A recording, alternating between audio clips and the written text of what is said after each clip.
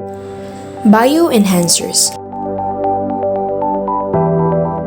These are substances that enhance the bioavailability or biological activity of a drug at low doses.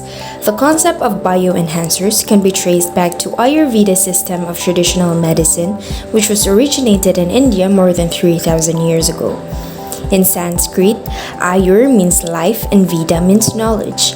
There's also this term Trikatu, which means three sharp spices. An Ayurvedic preparation contains black pepper, long pepper, and ginger, which was prescribed as part of a multi-drug prescription. Herbal bioenhancers are non-toxic to animals and humans.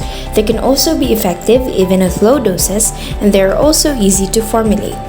There are various mechanisms of action of bioenhancers. First, they help improve gastrointestinal tract, including the gastrointestinal blood supply, intestinal motility, and reduction in hydrochloric acid secretion.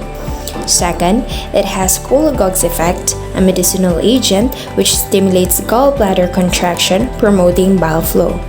Third, it stimulates gamma-glutamyl transpeptidase activity, a transport molecule that enhances uptake of amino acids, which are important for cell building and synthesis of hormones and neurotransmitters.